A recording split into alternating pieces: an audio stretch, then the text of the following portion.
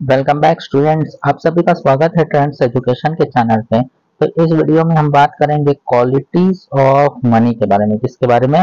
Qualities of money के बारे में। अब देखना, क्वालिटीज ऑफ मनी का मतलब उस मनी की क्या क्वालिटी है, कहाँ कहाँ तक वो चल सकता है, that is known as quality. ठीक है, तो अगर सभी के नजर में सेम है तो वो क्वालिटीज कहलाता है। तो उसके अंदर जो है कई सारे पॉइंट्स दिए गए हैं, तो वन बाय वन हम देखते हैं कि क्या क्या दिया गया है सारे पॉइंट्स। पहला दिया है जनरल एक्सेप्टेबिलिटी। एक्सेप्टेबिलिटी का मतलब सभी लोग अगर उस चीज को लेता है, मतलब लेते हैं, तो उसको बोलेंगे जनरल एक्सेप्टेबिलिटी। ठीक है, तो जो मनी है कोई भी पर्सन इजीली एक्सेप्ट कर लेता है, that is known as general acceptability. मतलब क्या दिया गया? Anything which is use as money must be easily accepted by all for exchange purpose. यानी कोई भी सामान आप खरीदो, उसके लिए अगर मनी को एक्सेप्ट कर रहा है, that is known as general acceptability. दूसरा बात हम करते हैं डाइवर्सिबिलिटी। ठीक है, डिविजिबिलिटी। डिविजिबिलिटी का मतलब होता है डिवाइड करना। डिविजिबिलिटी का मतलब होता है डिवाइड करना। तो मनी को देखो, आप अपने हिसाब से डिवाइड कर सकते हो कि इसको कितना रुपए देना है, या आप डिवाइड करके आराम से दे सकते हो। देखो, money should be easily divisible into smaller dominants to facilitate small transaction। तो कितने का भी ट्रांजेक्शन करो, that not and matter। क्या बोला गया है कि ये इजीली किसी भी रूप में, मतलब कितना भी रुपए में इजीली डिवाइड किया जा सकता है ट्रांजेक्शन के लिए। नेक्स्ट है ड्यूरेबिलिटी। ड्यूरेबिलिटी का मतलब होता है लंबे समय तक रहना। अब मनी है, सभी को पता है, आप जितना समय रख सको उतने समय तक ये मनी आपके पास रह सकता है और इसकी वैल्यू भी कम नहीं होगी। क्या बोला गया है कि money money should also possess the characteristics of durability. मतलब लंबे समय तक रहने का भी ये मनी जो है ये सब बताता है। ठीक है, तो क्या बोला गया कि currency notes and coins are being used repeatedly and shall continue to do so for years together on account of durability। मतलब लंबे समय तक ये रह सकता है और इसकी वैल्यू भी कम नहीं होगी और इसको बार बार यूज किया जा सकता है। ठीक है, तो ये बताया गया है। नेक्स्ट है कॉन्ग्रेंशनबिलिटी। ठीक है, क्या बताया गया है? कॉन्ग्रेंशनबिलिटी का मतलब क्या बताया गया है कि ये मनी जो है इजीली हर कोई पर्सन इसे रिकॉग्नाइज कर सकता है। यानी किसी के भी हाथ में चले जाए, वो पर्सन इजीली एक्सेप्ट कर लेगा। अगर वो जनरल एक्सेप्टेबल है तो जाहिर सी बात है कि ये सेम होगा, यानी कि कोई भी पर्सन इसे रिकॉग्नाइज कर सकता है। तो क्या बोला गया है कि money must be easily recognise, it should have certain distinct marks as as to avoid confusion by the receiving person। तो मनी क्या है, उसके अंदर बहुत सारी ऐसी चीजें दी गई जाती है जिससे आपको पता चलता है कि मनी है क्या और उसको किस तरीके से एक्सेप्ट करना है। ठीक है, मतलब सिंपल है कि असली नकली का फर्क आपको पता चल जाता है। आगे हम बात करते हैं, आगे क्या दिया गया है? पोर्टेबिलिटी। अब पोर्टेबिलिटी का मतलब होता है कि इजीली आप उसको उठा के कहीं भी लेके जा सकते हो, that is known as portability. देखो, it should be easy to carry from one place to another without any difficulty, expenses and inconvenience। तो क्या बोला गया है कि आप इसको इजीली कहीं भी कैरी करके लेके जा सकते हो। ये इजीली कहीं भी कैरी करके जाया जा सकता है, इसको उठाना बहुत ही इजी है, कोई भारी काम नहीं है। तो वही बताया गया है। अब आगे हम बात करते हैं, क्या दिया गया है? होमोजेनेटिक। अब होमोजेनेटिक का मतलब होता है सेम होना, उसकी आइडेंटिटी, उसका शेप, साइज, कलर, रंग, रूप सब सेम होना, दैट इज नोन एज होमोजेनेटिक। तो क्या बोला गया है कि money of a particular Domino's must be homogeneous और आइडेंटिकल इन फ्यूचर। तो क्या बोला गया कि पर्टिकुलर डोमिनोस का मतलब अगर सेम सेम जो भी पैसा दिया गया है वो अगर सेम है, जैसे मान के चलो 50 का नोट है, 50 का नोट है, तो दूसरे भी जो 50 का नोट होगा वो भी उसकी आइडेंटिटी की, उसकी जो शेप, साइज, कलर वगैरह है सब सेम होगा। तो वही बोला गया, होमोजेनेटिक जो होगा वो सेम होना चाहिए। स्टेबिलिटी। स्टेबिलिटी मतलब स्थिरता, यानी कि जो वैल्यू है आपके पास, जैसे मैंने अभी तक बताया कि अगर 50 का नोट है तो उसकी वैल्यू 50 ही होगी, भले ही वो कहीं भी खर्चा किया जाए लेकिन उसकी वैल्यू कम नहीं होने वाली है। तो जो भी गुड्स आप खरीदोगे 50 रुपए का अगर खरीदते हो तो 50 का नोट आपको देना पड़ेगा, 50 रुपए तक देना पड़ेगा। ठीक है, क्या बोला है, money should have an stable monetary value. Stable monetary value मतलब जैसे 50 बोला तो 50, 100 बोला तो 100, ना उससे ज्यादा ना उससे कम होगा। It serve as a measure of exchange goods and services, मतलब measure of value to exchange goods and services. These goods can be sold and purchased in future as per requirement. तो क्या बोला गया है कि इसकी कुछ ना कुछ मेजर वैल्यू होगा, जो कि जब एक्सचेंज करोगे तो कुछ गुड्स एंड सर्विसेज खरीद रहे हो तो उसकी वैल्यू के हिसाब से ये जो मॉनेटरी वैल्यू है ये आप उसको देते हो। तो इसी की वजह से जो है सोल्ड भी किया जा सकता है, परचेस भी किया जाए, परचेस और सोल्ड होता है, और उसी पैसे को फ्यूचर में भी यूज किया जा सकता है, रिक्वायरमेंट के हिसाब से वो बताया गया है। ठीक है, तो ये स्टेबिलिटी है। ठीक है, आप लोग को समझ में आ गया होगा। आगे हम बात करते हैं फंक्शंस ऑफ मनी। इसको आईएमपी कर लेना आप लोग। आईएमपी है ये इम्पोर्टेंट, बहुत ही इम्पोर्टेंट क्वेश्चन है, क्योंकि एग्जाम्स में इससे रिलेटेड आपको पूछा जाएगा। ठीक है, तो फंक्शंस ऑफ मैनेजमेंट बहुत ही इम्पोर्टेंट है, जिसके अंदर 3 फंक्शंस हैं। पहला जो फंक्शन है वो प्राइमरी फंक्शन, और दूसरा अगर मैं बात करूँ तो सेकेंडरी फंक्शन है, और तीसरा अगर बात करूँ तो कंटीजेंट फंक्शन है। ठीक है, कंटीजेंट फंक्शन। पहले हम बात कर लेते हैं इसके बारे में, क्या है प्राइमरी फंक्शंस के बारे में। तो प्राइमरी फंक्शन क्या दिया गया है, ध्यान देना। इसके अंदर जो पहला दिया है medium of exchange. Medium of exchange का मतलब है कि जो मनी है वो किसी भी वस्तु के साथ एक्सचेंज किया जा सकता है, that is known as medium of exchange. तो क्या बोला है, The most important function of money is to serve as medium of exchange. Any commodity can be purchased or sold for money. समझ गए होंगे कि कोई भी कमोडिटी, कोई भी गुड्स एंड सर्विसेज जो है पैसे में परचेस भी किया जा सकता है और सेल भी किया जा सकता है। अब देखना क्या दिया दूसरा, मेजर ऑफ वैल्यू और यूनिट ऑफ अकाउंट। तो क्या बोला गया है, मेजर ऑफ वैल्यू और यूनिट ऑफ अकाउंट। तो क्या बोला गया है कि price is the value of commodity और service express in terms of money. ठीक है, तो जो भी पैसा है, जो भी कमोडिटी का जो भी वैल्यू होगा, उस वैल्यू को सभी को पैसे में ही डिनोट किया जा सकता है। अगर पैसे में वो वैल्यू बोलेगा, जैसे कोई सामान है, मान के चलो कोई सामान है 100 रुपए का आ रहा है, तो उसको क्या बोलेगा कि ये जो सामान है वो 100 रुपए का आएगा। तब जब डिनोट किया जाएगा मनी में, तभी आप वहां पे क्या करोगे, एक्सप्रेस कर सकते हो, पैसा दे सकते हो। तो money enable to compare the price of a commodity. Different currencies are used to express the value of commodity in different countries. तो वही बोला गया है कि कमोडिटी का अगर प्राइस होगा तो आप इजीली उसको क्या कर सकते हो, डिनोट कर सकते हो प्राइस के अंदर। तो अलग अलग करेंसीज होते हैं, हर देश के अपने अपने करेंसीज होते हैं जो कि यूज किया जा सकता है। जैसे अगर बात करूं इंडिया की, तो इंडिया में क्या चलता है, इंडिया में रुपी चलता है, पता है ना, रुपी इस तरीके से। तो ये क्या है, वैल्यू रुपी का साइन है। अगर मैं बात करूं डॉलर, देखो डॉलर कहाँ पे चलेगा, यूएसए में चलता है, यूएसए में डॉलर चलता है। पाउंड की बात करो तो यूके, पाउंड का नॉर्मली आपने ऐसा देखा होगा।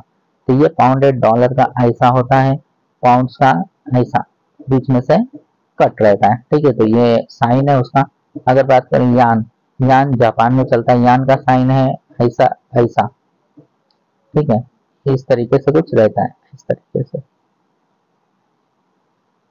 तो यान का इस तरीके का साइन है। And income and expenditure of all kind assets and liability are started in terms of money as unit of account। ठीक, तो क्या बोला गया, इन्हीं सभी का जो भी एक्सपेंडिचर्स है, जितने एक्सपेंसेस है या असेट्स है या लाइबिलिटीज है, वो सबको किसमें डिनोट किया जाता है, मनी में, जिसको बोलते हैं यूनिट ऑफ अकाउंट। ठीक है, तो आप लोग याद रखना। आगे की हम बात करते हैं, क्या दिया है, सेकेंडरी फंक्शन। अब सेकेंडरी फंक्शन में क्या बोला गया है, तो ध्यान देना, सेकेंडरी फंक्शन क्या बोला गया है। पहला दिया है standard of deferred payment. Deferred payment जो भी फ्यूचर में आप पेमेंट करने वाले हो उसको हम डिफर्ड पेमेंट कहते हैं। तो क्या बोला गया है कि under barter system taken loan was easy but it's repayment was difficult because loan was in the form of grains kettles etcetera. तो क्या बोला गया है कि अगर मैं वाटर सिस्टम की बात करूँ तो वहां पे लोन लेना तो बहुत इजी था, किसी कैटल को उधार ले लो, किसी भी जानवर को उधार ले लो, या फिर कोई भी सामान आप उधार ले लो, लेकिन उसका जो रीपेमेंट था बहुत डिफिकल्ट था। अब उसके बदले में क्या देना है, कितने, आप मेजरमेंट नहीं कर पाते थे कि अगर आपने गाय लिया है तो उसके बदले में कितना आपको अनाज देना है कि उस गाय की वैल्यू को फुलफिल कर सको। तो ये बहुत मुश्किल था, तो उसी की वजह से तो मनी आया। मनी क्या बोलता है, money has overcome this difficulties, इस प्रॉब्लम को सॉल्व करने के लिए मनी आ गया। देखो, payment to be made in at a future date is called deferred payment. तो जो भी पैसा है अगर आप फ्यूचर डेट में उसको पे कर रहे हो, that is known as deferred payment. तो मैंने पहले ही बताया था डिफर्ड पेमेंट किसको बोलते हैं, जो भी फ्यूचर डेट में आप पेमेंट करते हो। देखो, by serving as a standard measures of payment over a time, money makes borrowing and lending easily. अगर आप फ्यूचर में पेमेंट कर रहे हैं या फिर स्टैंडर्ड मेजर्स के हिसाब से चल रहे हैं, तो पैसे की अगर जरूरत है तो आप कहीं से उधारी भी ले सकते हो, और आप जो है कहीं से लेंडिंग भी कर सकते हो। लेंडिंग का मतलब लोन्स वगैरह लेना, बोरिंग का मतलब उधार लेना, ठीक है, तो याद रखना। आगे हम बात करते हैं स्टोर ऑफ वैल्यू। मनी क्या है, स्टोर ऑफ वैल्यू है। स्टोर ऑफ वैल्यू मतलब अगर आप आज आपको जरूरत नहीं तो आप फ्यूचर के लिए इसको स्टोर करके रख दो, और फ्यूचर में जब भी इंपॉर्टेंट होगा तो आप इस मनी को यूज कर सकते हो। तो क्या बोला गया है कि money act as a store of value, ये स्टोर ऑफ वैल्यू है। Money not only satisfy want in the present but also makes provisionals for satisfaction of wants in future। तो मनी क्या बताया गया है कि आज जरूरत है तो यूज कर रहे हो, जरूरत नहीं है तो स्टोर करके रख दो, ताकि फ्यूचर में कभी प्रॉब्लम आए तो अपने वांट्स को सेटिस्फाई करने के लिए इस मनी का यूज किया जा सके। देखो आगे क्या है, this is possible due to saving. ये कैसे पॉसिबल, सेविंग की वजह से possible. According to lord James Keynes, ये डेफिनेशन बता रहा है ये बंदा, लॉर्ड जेम्स कैनी क्या बोलता है कि money is a link between present and future. तो मनी क्या है, प्रेजेंट एंड फ्यूचर के बीच का हिस्सा, मतलब प्रेजेंट में भी काम आएगा और फ्यूचर में भी ये काम आएगा। आगे की बात करते हैं, तीसरा दिया गया है ट्रांसफर ऑफ वैल्यू। तीसरा क्या दिया है, ट्रांसफर ऑफ वैल्यू। अब ये ट्रांसफर ऑफ वैल्यू क्या कहता है, तो फोकस करना क्या कहता है कि money enables transfer of value from one person to another and from one place to another। Simple है कि मनी जो है ये ट्रांसफर भी हो सकता है एक जगह से दूसरे जगह, या एक पर्सन से दूसरे पर्सन के पास। ठीक है, आप सभी को पता ही है कि आज मनी ट्रांसफर अगर करते हो तो आपके पास से निकल कर किसी और के पास चला जाता है। इलेक्ट्रॉनिक वे में तो और इजी हो गया है। अगर हम बात करें आगे की, देखो क्या दिया है, real assets like real assets like building, plot, shops, agricultural lands, etc. can be sold at one place and can be purchased at another place with the help of money। तो सभी को पता है कि अगर कोई भी वस्तु है, अगर वो आप एक जगह से दूसरी जगह नहीं लेके जा सकते हो तो उसको सेल करके किसी और जगह पे परचेस कर लो पैसे की मदद से, हो गया। इसी को बोला गया है, इसी को बोला गया है क्या, ट्रांसफर ऑफ वैल्यू। आगे हम बात करते हैं कंटीजेंट फंक्शन की। किसकी, कंटीजेंट फंक्शन की। क्या दिया है, अकॉर्डिंग टू प्रोफेसर ने किनली, क्या बोला गया है, इस प्रोफेसर ने क्या बोला है इसके बारे में। देखो, in the modern period money play an important role almost in all economic transaction. Simple, क्या बता रहा है कि आज के जमाने में जो मनी है बहुत ही इंपॉर्टेंट रोल प्ले करेगा हर इकोनॉमिक ट्रांजेक्शन में। तो उसके हिसाब से पहला पॉइंट क्या दिया गया है, पहला पॉइंट क्या बोलता है कि मेजरमेंट ऑफ नेशनल इनकम।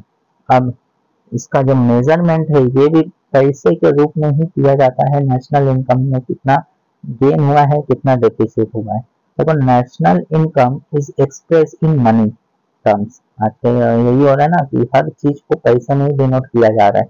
देखो, distribution of national income among four factors of production is in terms of monetary rewards। वही बोला गया कि आपने एक फैक्टर ऑफ प्रोडक्शन पढ़ा है, नहीं पढ़ा है तो आप जाकर वीडियो देख सकते हो। तो क्या बोला गया कि नेशनल इनकम को भी पैसे में डिनोट किया जा रहा है और उससे रिलेटेड जो फैक्टर ऑफ प्रोडक्शन है उसको भी मॉनेटरी रिवॉर्ड्स में डिनोट किया जाता है, मॉनेटरी फंक्शंस में ही डिनोट किया जाता है। देखो मॉनेटरी का मतलब बताया था रिलेटेड विथ मनी, मनी से जुड़ा हुआ। जैसे देखो rent, wages, interest, profit. Rent किसको मिलता है? लैंड को रेंट मिलेगा, लेबर को वेजेस मिलेगा, कैपिटल को इंटरेस्ट मिलेगा एंड प्रॉफिट एंटरप्रेन्योर्स को प्रॉफिट मिलेगा। अब आगे की बात हम करते हैं। आगे क्या दिया गया है? Basics of credit. क्या है? Basics of credit. अब बेसिक्स ऑफ क्रेडिट क्या होता है? जैसे लोन लेना, ओवरड्राफ्ट लेना, बैंक से उधारी लेना, ये सब बेसिक्स ऑफ क्रेडिट कहलाता है। तो देखो क्या बोला है, जैसे commercial banks create credit money on the basis of primary deposit money, provide a liquidate base for creation of credit money. तो बैंक, कमर्शियल बैंक जो है वो सारे बैंक्स इस चीज को करते हैं और वहां पे जो है लोगों को लोन देने वगैरह ये सब का काम करते हैं। लिक्विडिटी बेस का मतलब कि पैसे में जो है लोगों को हेल्प करना, क्रेडिट देना। ठीक है, उसके बाद बात करते हैं imparts liquidity to wealth. Imparts liquidity to wealth का मतलब कि मनी जो हाईली लिक्विडिटी होता है, अगर आप किसी भी शेप में डालो पैसे को वो ढल जाएगा। जैसे पानी होता है, किसी भी शेप में डालो पानी क्या होता है? ढल जाता है उस रंग रूप में। वैसे पैसा है, तो पैसा आप किसी भी चीज को खरीदने के लिए यूज किया जा सकता है। दैट इज नोन एज पैसा है, तो आप ऑन द स्पॉट कुछ भी कर सकते हो। That is known as highly liquidity. तो क्या बोला है कि money is called the most liquidity assets. ठीक है, तो ये असेट, असेट मतलब बताने की जरूरत नहीं, आपको पता है। देखो money can be easily converted into any asset and any asset can be converted into money. Simple बोलना है कि कोई भी असेट आप खरीदो वो मनी से आप परचेस कर सकते हो और कोई भी असेट को मनी में भी कन्वर्ट कर सकते हो उसको सेल करके। एग्जांपल दिया, a person can purchase gold and if he want to sell it and purchase government bond security etcetera. ठीक है, तो अलग अलग बातें दिया गया है कि आपने गोल्ड खरीदा है तो पैसा दिया होगा और आपने इसके अलावा और भी कुछ खरीदा है ना, तो वही बोला गया है। नेक्स्ट है estimates of macro economic variable. Macro economic मतलब क्यों? क्योंकि देश का भी तो इनकम किससे कहलाता है? मनी से कहलाता है, पैसे में इसको डिनोट किया जाता है। क्या दिया गया है? Macro economic variables like GNP, gross national product, total savings, total investments, etc. can be easily estimated in monetary terms. It also facilitates government tax collection, preparation of budget, etc. तो ये सब जो चीजें हैं देखते होंगे। तो जो जीएनपी है यानी कि टोटल जो नेशनल प्रोडक्ट है या जो आप सेविंग होता है, सेविंग में भी टोटल गवर्नमेंट मतलब जो देश का सेविंग होता है वो टोटल इन्वेस्टमेंट जितना हो रहा है सबको पैसे में डिनोट किया जाता है। यहाँ तक कि गवर्नमेंट अगर टैक्स भी लेता है तो भी पैसे में लेता है या बजट बनाता है तो वो भी पैसे में ही बनाता है। तो ये दिया गया। अब नेक्स्ट है concept of black money.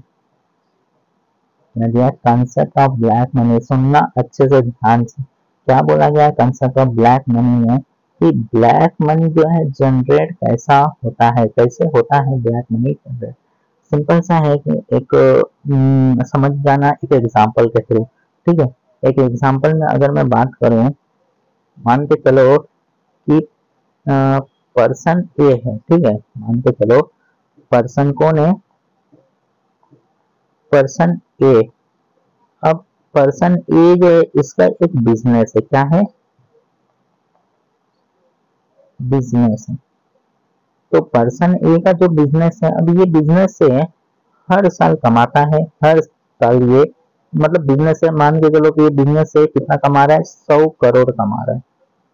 100 crore कमा रहा है। अब गवर्नमेंट बोलता है कि तुम बिजनेस से कमाओगे और हमको भी टैक्स देना है।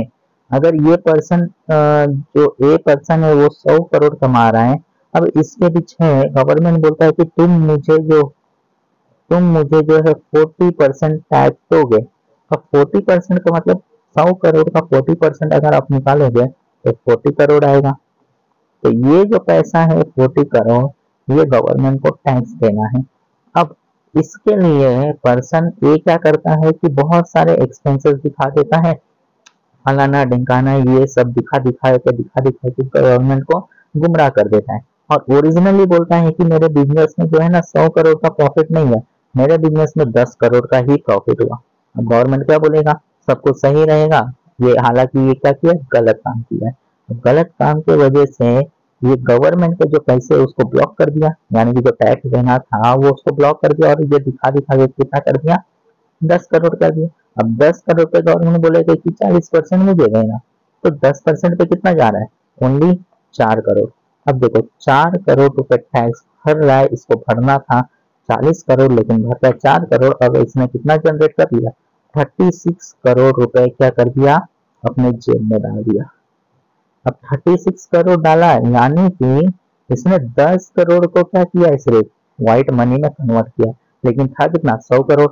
अब 100 करोड़ में इसने इसने कितना किया, 100 करोड़ में सिर्फ 10 करोड़ को इसने प्रॉफिट में कन्वर्ट किया, और बचा हुआ कितना, 90 करोड़ जो है इसके लिए, गवर्नमेंट के लिए क्या बन गया, ब्लैक मनी बन गया।